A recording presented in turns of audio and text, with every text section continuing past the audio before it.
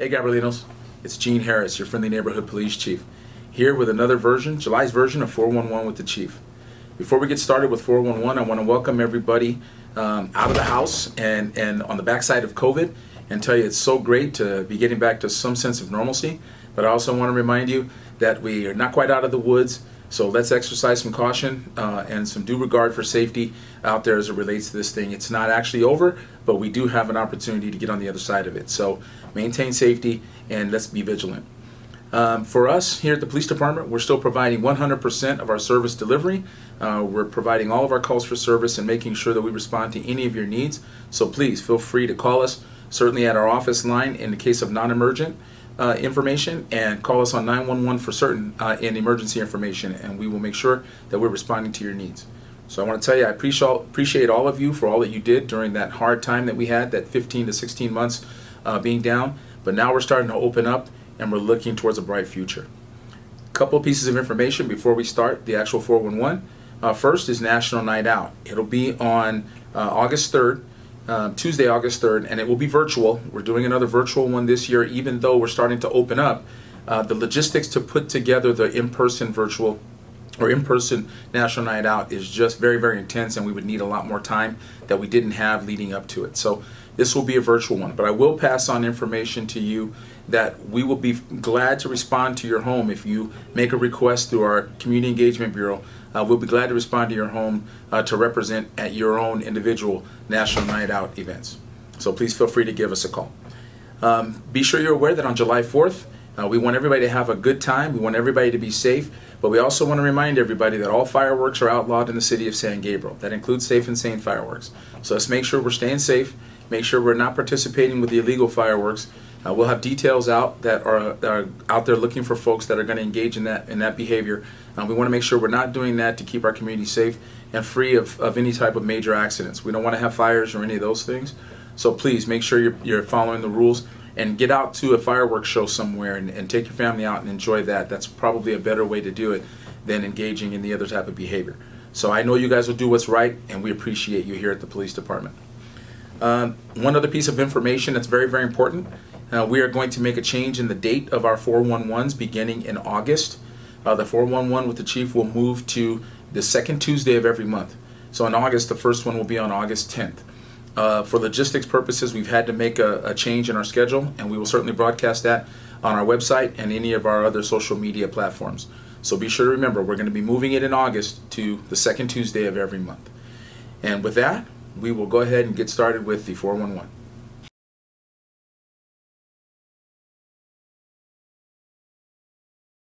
Thank you for the question.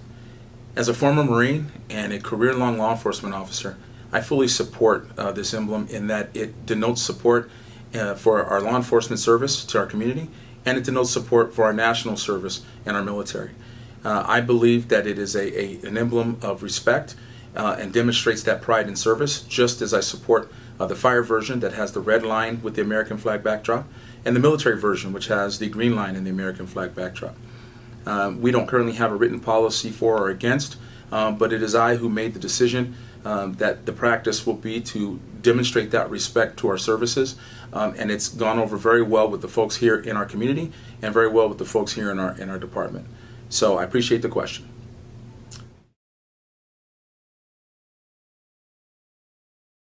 Hello, this is Greg DeVink, and if you're fortunate enough to live or work in San Gabriel, I am your friendly neighborhood Public Works Director and City Engineer.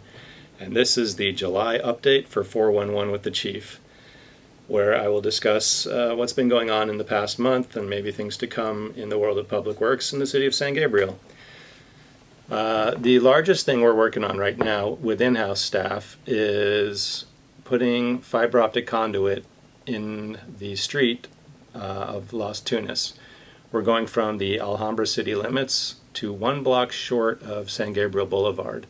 Actually, I think we're reaching San Gabriel Boulevard. It's about 1.5 miles, and we are currently saw cutting the street in preparation to remove the asphalt against the south gutter, and we will put in a 4-inch conduit. Inside that conduit, we will pull 4 1-inch interduct conduits, which allow us to run several banks of low voltage telecommunication lines. We're doing it now in preparation for resurfacing Las Tunas. That's a large thing about to come. It was actually, that project was advertised yesterday. So in the next 2 weeks, we'll be getting bids on one of the largest street projects San Gabriel's ever done. And I'm very pleased to announce we're going after a lot of our very worst streets. The project is anticipating doing about 10 miles of some of our worst streets, and 1.5 miles of that will be Las Tunas, one of our major corridors. In preparation for that, we are putting the conduit in the ground so we don't have to dig up the street after the project. But we will also have city crews go out there and fill some potholes. We'll rent a crack seal trailer again. We'll fill some cracks. Trying to take away bid items from going out to bid because we can do things in-house much more affordably. Our problem is just not enough staff and not enough resources to do it. But we try to get out ahead of the contractor and take care of some tedious items that save the city money and allow us to pave more blocks. I do have some videos that will be added to the end of this presentation where you will see our staff saw cutting just in preparation. It's quite a slow process. Saw cutting 1.5 miles is going to take several weeks just on its own. There'll be a second video excuse me, of our facilities staff working at the police department, and they are rebuilding the awning over the front entrance, which I discussed last month, but it was rotting and starting to come apart. And we're trying to give a fresher look and improvements to the police building. By the time you see this, our facilities staff will have left the police department and moved to the fire department. In the South Station, their primary bathroom that most of the staff use is quite old, and it needs some love. So we're demoing the bathroom, and we will be retiling it, rebuilding the shower area, resetting the toilet sinks and urinals, making it nicer again. After that project's over, I'm hoping to come back to the police department and we will start an addition project over there, which we actually did some plans in-house already for. The police department is old and staff has outgrown it. They need new office space. They just need nicer and more space. So we'll be working on that next. I'm hoping to start that in winter. The conduit going in on Las Tunas is part of a larger city fiber optic project where Metro has funded over $3 million of expanding fiber optic to traffic signals. The original grant application that was approved was to run along the entire length of Valley Boulevard and San Gabriel Boulevard, and then we tweaked the application to allow us to include Del Mar and Las Tunas should sufficient funds be available. Because Las Tunas is being resurfaced, we're trying to do that ourselves ahead of the game. We did purchase all the materials for that, the pull boxes and conduit. Just that alone was $60,000. We're hoping that it will be reimbursed by Metro if sufficient funds are available after we bid out the primary approved scope of Valley Boulevard and San Gabriel Boulevard. In addition to that, Metro awarded us another project to upgrade our traffic signal controller cabinets, and we have advertised that. We got bids back. It'll be going to council this month, and they're pretty expensive to buy 30 controller cabinets with fiber capable Ethernet cards, battery backups, new controllers, the connection card for all the loop detectors. In total, 30 cabinets came out to approximately $800,000. So Metro's funding the vast majority of that. Probably all of it. We're clarifying something with Metro. Things our staff has done, we have gone throughout the entire city and we've refreshed all the keep clears. So those are when you drive down the street, some busy commercial driveways for the most part. We have them at the fire department. I think we have one at the police department. Where you drive, where traffic tends to queue and we want driveways kept open, those keep clears have all been repainted. The City Hall elevator project, after a very long delay trying to get that project started, and it's delayed. We bid it even pre-COVID. That's how old it is. But with the shutdowns, the contractor couldn't get the materials to do a custom-built controller board. But they have all the materials. They've moved in. The City Hall elevator is, at this moment, shut down. We're trying to have it reopened by the time we start in-person council meetings, which I believe is July 20th at the moment, the second meeting in July. Staff has gone around and replaced 20 no parking signs in the city just through our sign maintenance program. We did host 2 events in the environmental world. We had the household hazardous waste event at the Mission Playhouse, where people could bring batteries, paint, oil, things like that. And we had our used oil filter event, where residents, could bring their used oil filters and used oil from doing oil changes at their home, and in exchange we'll give them a free oil filter for turning in their used oil filter to make sure it's properly disposed of. We don't want them going into the general waste. Let me see. We've done some weeding along California next to the golf course, and we've done some weeding at the freeway off-ramps just to kind of clean them up. They do need more work, but they're better now. Some big news that just happened as of the day I'm shooting this. Yesterday, we advertised for the street paving contract, so we're hoping to get several bids in. We anticipate it's going to be, with contingency, about $5.7 million. None of that is general fund dollars. We have a lot of grants, probably 6-7 grants that are funding the project. We have some grants that we've been saving up for a few years. We have some new grants where we got $250,000 for recycled rubber to put that into our asphalt. And we're even pulling in some sewer funds that we will use to adjust and replace some of the manholes in the project area. Rather than use grant dollars for paving to adjust the sewers, we do have some sufficient sewer funds to take care of that. Let me see. We are applying this month for a very large grant at Lugo Park, probably several $1,000,000, and I think we have a good chance of getting it, if not now, possibly next year. The way grants work for large capital projects is you apply. If you don't get it, typically you're allowed to apply in future cycles. They request proposals once a month, or once a year, I mean.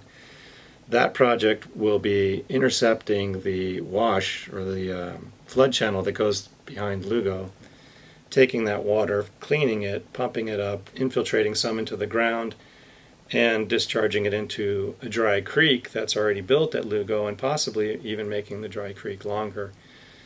The purpose of that is to take water that's flowing in the channel, which is typically dirty in the dry weather flow. It has motor oil, trash, just pollutants that ultimately we don't want getting to the bay, which is eventually where water goes, or to the ocean. We'll intercept it, we'll treat it, it'll get leached through the various soil layers and into the aquifers.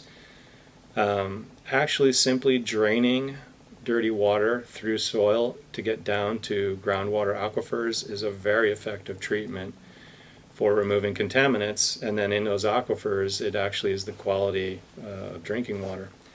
So that'll be a large Measure W grant funded project if we get it. I think it will be pretty exciting to actually be in Lugo. I'd like to build up, if it worked the way I want it to, we'll build up a storage of cleaned water from the channel, and then periodically discharge it. So actually at the creek, periodically you'll see a significant flow run through the park. By the time it reaches the far end, most of it should leach into the ground. So that'll be, I think, an exciting project if it happens. We've already been awarded several $100,000 just to do the feasibility study and tentative design, and that's already been done. So the Measure W group, Regional Water Board already handled all of that for us. They felt the project had enough merit to fund the design and feasibility study.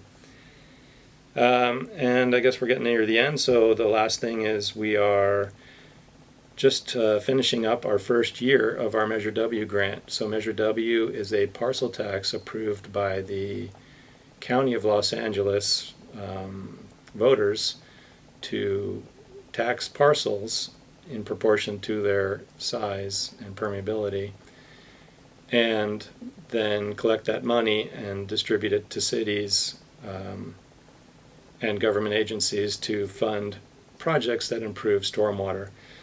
So we're actually using it to fund many things. We're doing some in-house work. We're cleaning out all our storm drain catch basins with in-house efforts. We've gone to a few areas in the city where there's standing water in the gutters, and we put in permeable concrete, trying to get them to drain. Getting water into the ground is always a great solution for anything Measure W funded.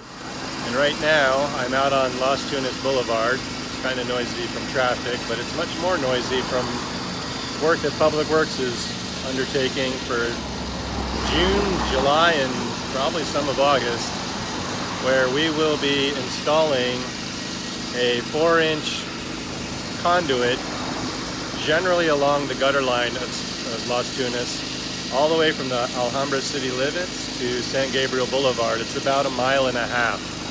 Right now is the early phase, and we are just saw cutting the street, which I'll show you in a second. But the purpose is we will be resurfacing Las Tunas this end of summer and fall, and we want to get the conduit in the ground before we pave the street. And its future purpose will be to link traffic signals together and provide data connectivity, fiber optic, very fast and efficient data communications to city facilities, possibly the telecom industry. We could lease out dark fiber or empty conduit space. It could be a revenue stream for the city. But right now our primary purpose is to get it in the ground before paving so that we can tie traffic signals together to have better synchronization and traffic efficiency through the city. We'll even be sharing the data and access with the county and our adjacent cities to even synchronize traffic between agencies. So it's a pretty big, exciting project for Public Works, and I'll show you what's going on.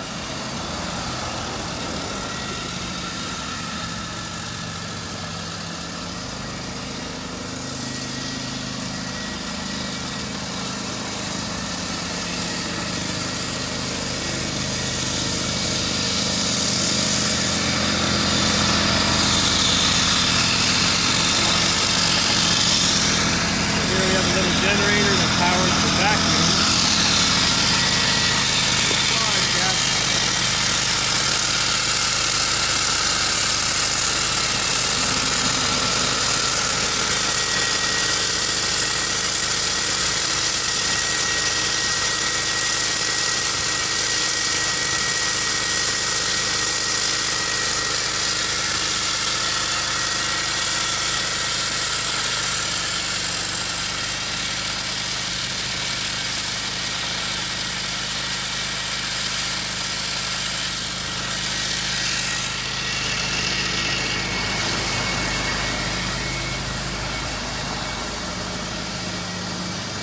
Over here is our water tank trailer that provides water for the stock.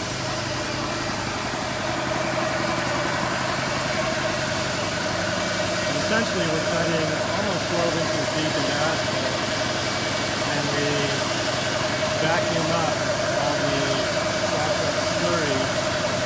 So essentially it's becoming like mud, and we don't want that in the storm drain system. This is good environmental practices for backing it up and not letting it get into the storm drain system, where it can settle in the pipes and eventually reduce flow capacity, contaminate the stormwater, and cause problems. So this will be, I don't really know, just the saw cutting is probably going to take maybe a month and a half, because you can see how slow it moves. We're doing several hundred feet a day. But, after this, we're going to break out the asphalt, dig down, and lay some conduit, compact the soil back, and follow up by ultimately repaving the streets.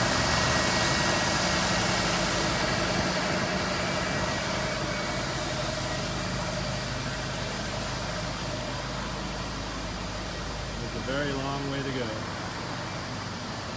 Gabriel, and now I'm at the police station, and our most recent project at the police station is right behind me. I'm at the Del Mar Main Street entrance to the police station, and they have an entry canopy roof, kind of spans out over these architectural concrete blocks, and there's also long louvers over windows to the inside.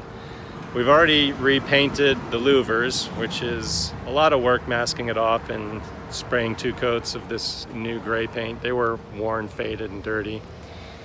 But also this canopy was worn out, and I'll pause and turn the camera around.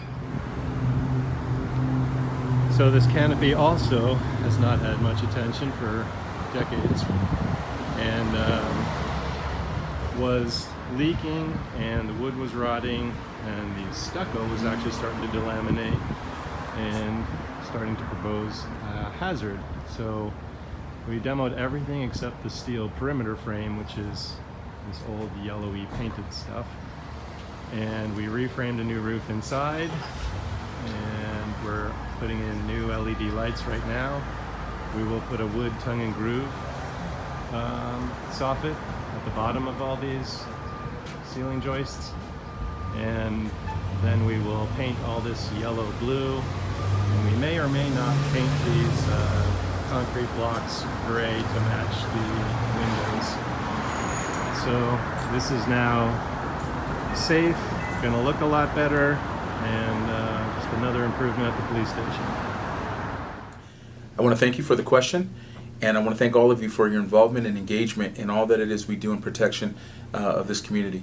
So one reminder is that we will be going back to in-person 411s on August 10th, beginning at 6 o'clock and running until 7:30.